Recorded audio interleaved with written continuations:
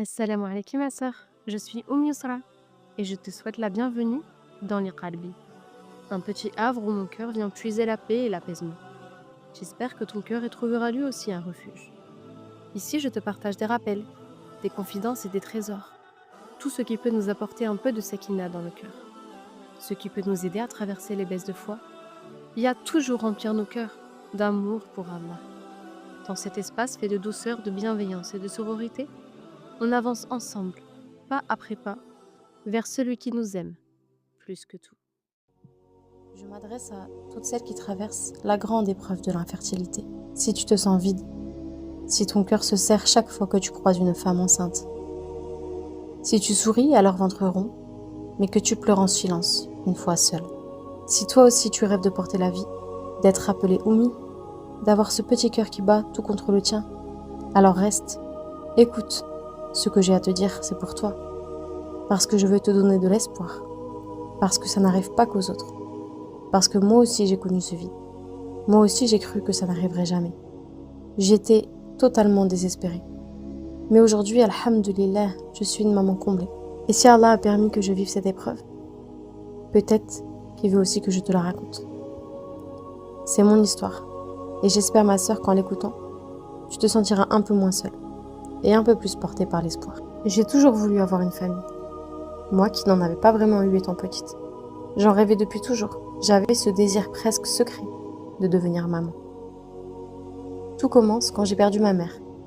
Je n'étais qu'une jeune fille. C'est à ce moment-là que j'ai compris pour la première fois ce que voulait vraiment dire l'expression « avoir mal au cœur ». Ce n'était pas qu'une image. La douleur était réelle, logée profondément à l'intérieur. Une douleur assourdissante qu'aucun mot ne pouvait apaiser. Les jours qui ont suivi étaient flous, comme un long tunnel sans fin. Je n'étais plus vraiment là. Je flottais, je dérivais, portée par les vents sans direction, sans repère. J'essayais de remplir le vide, de fuir la peine. Mais comment fait-on pour survivre à une telle épreuve quand on est si jeune et qu'on n'a pas encore l'islam pour tenir debout? Eh bien, on tombe. Je suis tombée très bas, et c'est justement là, sans que je ne le cherche vraiment, qu'Allah est venu répondre à ma souffrance. Pas en me retirant la douleur, non, mais en m'apportant du réconfort, en m'offrant quelqu'un qui allait peu à peu remplir ce vide qu'elle avait laissé en quittant ce bas monde. Je ne sais pas comment décrire ce que je ressens, mais une profonde reconnaissance et gratitude envers Allah subhanahu wa ta'ala. Car parmi toute l'humanité, il l'a choisi, lui, cet homme qui deviendra l'homme de ma vie. Pour m'aider à me relever, d'avoir perdu 6 mois auparavant, celle qui m'a mise au monde. Il fallait un cœur solide, une âme douce et compatissante. Et aujourd'hui, quand je repense à cette période, je vois la miséricorde d'Allah. Parce que dans la perte, il m'a offert un appui. Dans mon errance, il m'a offert une épaule. Et dans ma douleur, il m'a offert une guérison. Cet homme, c'était une évidence. Et je l'ai épousé. J'étais jeune, mais déjà dans mon cœur, l'envie d'avoir un bébé était là, très forte, très présente, comme un appel. Je ne saurais pas expliquer pourquoi, mais il y avait déjà cette petite peur, enfouie, comme une ombre qui passait parfois, cette crainte de ne jamais y arriver. La première année de mon mariage, je n'ai pas voulu attendre. J'avais ce désir immense de faire grandir notre foyer. Pas par impatience, mais parce que je sentais qu'on n'était pas encore au complet. Il manquait quelqu'un, un petit être, une présence, quelque chose d'invisible, mais que mon cœur ressentait profondément. J'avais tant d'amour à donner. Très tôt, j'ai commencé à m'inquiéter. Mon corps me semblait désordonné. J'attendais des signes, j'écoutais chaque changement en moi. Et puis, doucement, l'inquiétude a laissé place à l'angoisse. Je suis allée consulter. Elle m'a écoutée sans vraiment entendre. Et elle a souri doucement, m'a dit que j'étais jeune, que ça allait arriver. Alors, j'ai continué d'espérer, de prier. J'ai compté les jours, j'ai compté les mois, puis les années. Et un jour, Allah a mis sur mon chemin une femme, une médecin, douce à l'écoute présente. Elle m'a regardée avec compassion. Elle ne m'a pas parlé de mon âge. Elle ne m'a pas dit d'attendre. Avant le diagnostic, il y a eu tous ces examens. Des examens longs, des examens douloureux. Je ne comptais plus les allées-venues à l'hôpital. Mais je savais qu'il fallait que je passe par là. Même si parfois je me sentais perdue, seule face à tout ça. Les douleurs, elles, étaient là, chaque mois. Une douleur sourde, qui revenait sans prévenir, comme un rappel cruel que quelque chose n'allait pas. Je souffrais souvent pendant mes cycles, mais je n'arrivais pas à comprendre pourquoi. C'était comme une douleur invisible qui s'infiltrait lentement dans mon corps, mais que personne ne voyait. Alors je continuais à vivre avec ces douleurs, avec l'espoir que peut-être un jour, tout finirait par s'arranger. Et puis, le diagnostic est tombé, comme une réponse après tant d'années. Mon SOPK a été diagnostiqué. C'était doux et brutal à la fois, un soulagement et une douleur aussi. Mais au moins je n'étais plus dans le flou. Alors on a commencé les traitements, en douceur. On avançait pas à pas avec précaution. Les premiers essais étaient légers, presque discrets. J'avais tant d'espoir, mais rien ne changeait. Et moi, dans tout ça, je continuais à prier. Je continuais à pleurer. Je continuais à invoquer, à supplier celui qui exauce les prières. El-Moudjib. Autour de moi, la vie suivait son cours. Les femmes se mariaient, tombaient enceintes, les ventres s'arrondissaient, les berceaux se remplissaient. Et moi, je restais là, à attendre, le ventre vide, le cœur serré. La culpabilité me pesait de ne pas pouvoir agrandir notre foyer, de ne pas pouvoir offrir ce bonheur à mon époux. Il y a des décisions qui ne laissent personne indifférent, des choix forts, radicaux, parfois incompris même. Mais moi, je n'en pouvais plus. Le poids de la culpabilité était trop lourd. Je ne pouvais pas porter à la fois la douleur et la culpabilité. Alors j'ai fait un choix. Puisque je ne pouvais pas me débarrasser de ma souffrance, j'ai décidé de me libérer et j'ai proposé à mon mari de prendre une seconde épouse. Pas parce que j'y étais obligée, mais parce que je voulais qu'il connaisse ce bonheur, même si moi j'en serais privée. J'ai cru de toutes mes forces que lui proposer cela arrangerait ma culpabilité. Je savais que ça ne serait pas facile, que la douleur pour moi serait encore plus dure, horrible à supporter. Mais au moins je serais débarrassée de ce poids, si terrible que je portais. Mais il a refusé, malgré mon insistance. Alors on a continué. Les rendez-vous, les traitements, les opérations, les échographies, les prises de sang, les échecs, les déceptions, puis l'espoir, à chaque nouveau cycle. Et à chaque fois, quelque chose n'allait pas. Quand un traitement semblait marcher, un nouveau souci apparaissait. Et tout était repoussé, encore et encore. Mais un jour, un nouveau traitement. Celui-là, il était différent. J'y croyais fort. Mais j'en avais peur aussi. Ce n'était plus seulement des comprimés. C'était des injections, des échographies fréquentes, des allers-retours sans fin à l'hôpital.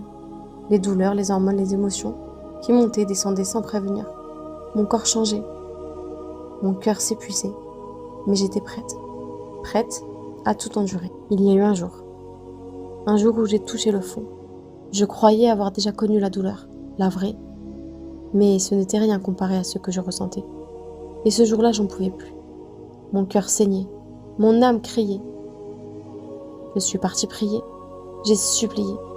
Je pleurais tellement que mes mains tremblaient, mes yeux se remplissaient de larmes. Je ne voyais même plus mon tapis sous mes pieds. Je l'ai appelé lui mon Seigneur, mon refuge, mon Créateur. Je lui ai confié toute ma douleur. Ça me fait penser à une parole d'Ibn al-Qayyim qui dit « Lorsque l'épreuve devient extrême et que le serviteur pense qu'il n'y a plus d'issue, c'est alors que vient le secours d'Allah. » Et cette prière pour moi, c'était le point de non-retour, là où ma douleur était la plus intense, la plus forte. Et puis, seulement quelques jours après, c'est arrivé. C'est bon, Allah m'avait exaucé, alhamdoulilah. J'étais déjà enceinte, sans le savoir, lorsque j'avais prié cette prière si intense, si forte, si douloureuse. J'en tremblais, j'ai regardé mon époux et je me suis mise à pleurer sans pouvoir m'arrêter. Des larmes longues, pleines de gratitude, de fatigue, d'espoir. C'était un vendredi, un jour béni. Je suis allée à la mosquée, j'ai prié, j'ai invoqué encore et encore. J'ai remercié. J'ai demandé à Allah de ne pas me reprendre ce bébé, de le garder bien au chaud, de le faire grandir fort, pieux. Le prophète Mohammed, sallallahu alayhi wa sallam, a dit « Notre Seigneur s'étonne de ses serviteurs, qui perdent espoir, alors que leur situation est sur le point de s'améliorer. Il vous regarde lorsque vous êtes complètement désespéré et sourit. Il sait que votre délivrance est proche. » Rapporté par Ibn Majah et Ahmed. Et quand je lis ce hadith, je ne peux m'empêcher de penser à ce moment et d'avoir mon cœur qui se gonfle d'amour pour Allah. Alhamdulillah. Et puis, 9 mois ont passé. Et elle est née, ma petite Yusra. Pourquoi Yusra? Parce qu'après toutes ces épreuves, toutes ces douleurs, toutes ces nuits pleines de larmes, il y a eu la facilité. فَإِنَّ مَعَ الْعُسْرِ يُسْرًا. Et elle est ma facilité, mon soulagement, mon cadeau du ciel, mon miracle. Ce rôle de maman, il m'avait rempli. Quand j'ai tenu Yusra dans mes bras, j'ai senti quelque chose de profond, de paisible, d'entier. Il ne me manquait plus rien. Ça y est, on était au complet. J'étais comblée, j'étais heureuse, j'étais apaisée. Et puis, 2 petites années ont passé. Yusra grandissait. Et un jour, l'envie de lui offrir un frère, une sœur, quelqu'un avec qui jouer, se disputer, mais surtout rire, partager, construire des souvenirs. Une complice, un allié de vie. Alors, on a recommencé. Ça y est, on connaît le chemin maintenant. Le traitement a déjà marché une fois. Ça sera simple, plus rapide, plus doux. Et finalement, non. Rien ne s'est passé comme prévu. Rien ne s'est passé comme je l'avais imaginé. Et une fois de plus, il a fallu apprendre la patience. Mais cette fois, j'avais Yusra. Et la culpabilité a repointé le bout de son nez. Plus pour mon mari maintenant, mais pour cette petite fille, pour ma petite fille, qui était tant demandeuse d'avoir un frère ou une sœur. Cette période a été compliquée. Ma fille était encore petite, elle n'allait même pas encore à l'école. Et moi, je devais continuer les allers-retours à l'hôpital. C'était souvent très tôt, parfois avant même que le soleil ne se lève. Des examens, des prises de sang, des échographies, à répétition. Et puis Allah m'a facilité d'une manière que je n'oublierai jamais. Il a mis sur ma route une sœur. Je frappais chez elle avant l'aube parfois, avec ma petite presque encore endormie dans mes bras. Et elle ouvrait sa porte, toujours avec ce même calme, cette même bienveillance. Jamais un soupir, jamais un mot de trop. Elle accueillait ma fille, pendant que moi, je reprenais la route pour l'hôpital. Ces moments-là, ils restent, ils s'impriment dans le cœur. Parce que dans ces petites choses silencieuses, il y a tant d'amour fillah, tant de foi. Qu'Allah te récompense, ma sœur, pour chaque matin brumeux, pour chaque porte ouverte, pour chaque douceur offerte à ma fille. Qu'il t'élève, qu'il prenne soin de toi, comme tu as pris soin de nous, et qu'il te donne à ton tour des épaules sur lesquelles te reposer. Ma vie, rythmée au son de ce même refrain, presque familier. Hôpital, injection, échographie, prise de sang. Et puis on recommence, encore et encore. Une boucle qui semblait ne jamais vouloir s'arrêter. Et puis, après des années, le traitement a marché.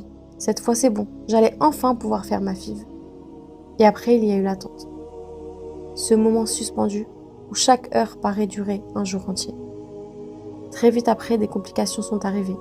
Des douleurs, des signes qui inquiètent, où la vie semble si fragile, ne tenir qu'à un fil. J'ai dû retourner à l'hôpital pour surveiller, pour vérifier que ma vie n'allait pas basculer. 1 semaine seulement après ma FIV, j'ai demandé à ce qu'on me fasse une prise de sang. C'est bon, je voulais savoir.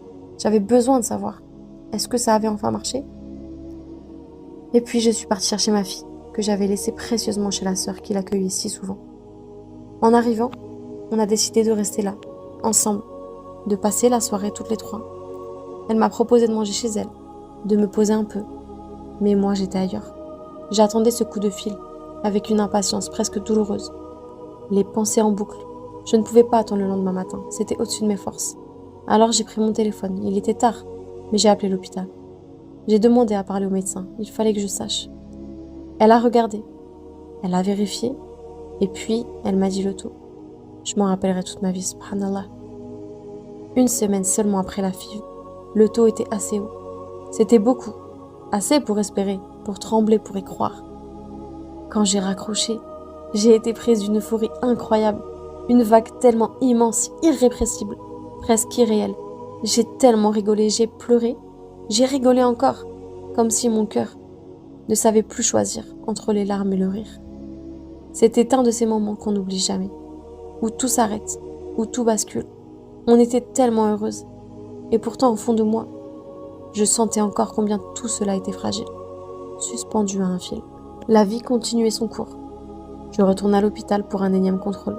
Je m'allonge sur la table, le cœur un peu fébrile, et je regarde cette médecin, et je la vois les yeux rivés sur l'écran. Elle ne dit rien d'abord, puis elle sourit en voyant le petit cœur battre. Celui que j'attendais, que j'espérais, un battement de vie, mon cœur se serre. Mais son sourire s'efface, lentement. Elle plisse les yeux, quelque chose l'intrigue. Elle regarde encore, reprend l'examen sous un autre angle. Elle semble interloquée, presque troublée. Moi je me tais, suspendue à son silence. Puis elle arrête. Elle me regarde et me dit, il y a 2 bébés. Le temps s'est figé. Je pleure, je ne comprends pas. Ce n'est pas possible. On m'a implanté un seul embryon. Elle poursuit doucement, avec une voix presque enveloppante. Les 2 bébés ne sont pas dans la même poche et ils grandissent pas au même rythme. Subhanallah, il y a quelques jours d'écart entre eux. 5 jours pour être exact. Allahu Akbar, Subhanallah, Alhamdulillah. Je suis tombée enceinte naturellement, 5 jours avant ma FIV. 5 jours avant où je ne pouvais imaginer ce qui était en train de se passer. 5 jours avant cette tentative, médicalement orchestrée, mon corps avait été choisi. Allah avait déjà écrit. Des années de tentatives, de traitements d'hormones, de pleurs, sur des tests négatifs. Et c'est ce moment-là, qu'Allah, El-Mujib, a choisi pour déposer non pas une vie, mais 2 cœurs, 2 cadeaux, 2 miracles. Chacun arrivé par un chemin différent, mais je l'espère, unis pour la vie. Je ne vais pas m'attarder, ce serait bien trop long de vous raconter cette grossesse-là, et l'année qui a suivi la naissance de mes jumeaux. Mais la vie suivait son cours, jusqu'à ce que, sans prévenir, je me sente malade. Nauséeuse. Mon mari m'a regardée et m'a dit avec un grand sourire, « Tu es enceinte, c'est sûr. » Il a insisté. Alors, pour lui prouver qu'il avait tort, j'ai fait un test. C'était pas pour y croire, c'était juste pour en finir avec cette idée. Et puis là, le test apparaît positif. Et puis comme par réflexe, comme un soulagement étrange, j'ai ri. Ce rire spontané presque irréel, le même que pour ma 2e grossesse. Je riais, je ne comprenais pas. 1 an seulement après la naissance de mes jumeaux, sans traitement, sans invocation, mais que par la volonté d'Allah. Allah est Razaq. Il m'a donné encore. Et me voilà. Moi qui avais attendu, espéré, pleuré. Moi qui avais connu les rendez-vous, les silences médicaux, les attentes interminables. Cela peut paraître étrange, mais aujourd'hui, je suis infiniment reconnaissante et je m'estime chanceuse même d'avoir traversé l'épreuve de l'infertilité, parce qu'elle m'a appris une patience que je n'aurais jamais pu développer autrement, parce qu'elle m'a ancrée dans la gratitude profonde, constante. Avec mes enfants, je mesure chaque jour, je mesure la chance que j'ai et je ne considère rien comme acquis. Je sais qu'Allah est celui qui donne, mais aussi celui qui reprend. Rien ne m'appartient vraiment. Tout est dépôt, tout est éphémère. Cette épreuve m'a ouvert les yeux. Elle m'a offert un regard nouveau, plus doux, plus conscient. Et au fond de moi, je sais. Je n'étais pas prête la première fois que j'ai voulu devenir mère. Ni la 2e fois, quand j'ai voulu agrandir notre famille. Mon dernier enfant, cette 3e grossesse inattendue, je ne l'aurais pas forcément demandé. Alors, Allah me l'a donnée, car il savait que sans elle, notre famille n'aurait pas été au complet. Allah, dans sa science, m'a donné exactement, au bon moment, pas quand moi je pensais être prête, mais quand lui a su que je l'étais. Ce podcast, ma sœur, je l'ai déposé pour toi. Pas pour que tu penses que ça n'arrive qu'aux autres, mais pour qu'il t'apporte au creux de ton obscurité une lumière, même discrète. Un rappel qui, lui, ne perd pas confiance, ne baisse pas les bras, ma sœur. La miséricorde d'Allah est là, elle est plus vaste que tout ça. El-Basir entend ton chagrin, il voit chaque larme. El-Sami' entend tes pleurs, tes supplications. Et derrière l'épreuve se cache une immense récompense, un immense bienfait qui nous dépasse. Nous, simples humains, simples créatures d'Allah. Et à toi qui écoutes, mais qui ne vis pas cela, cesse de demander, cesse de poser des questions. Car tu ne sais pas, tu ne sais rien de ce que vit un foyer, un choix, une attente, un enfant envolé.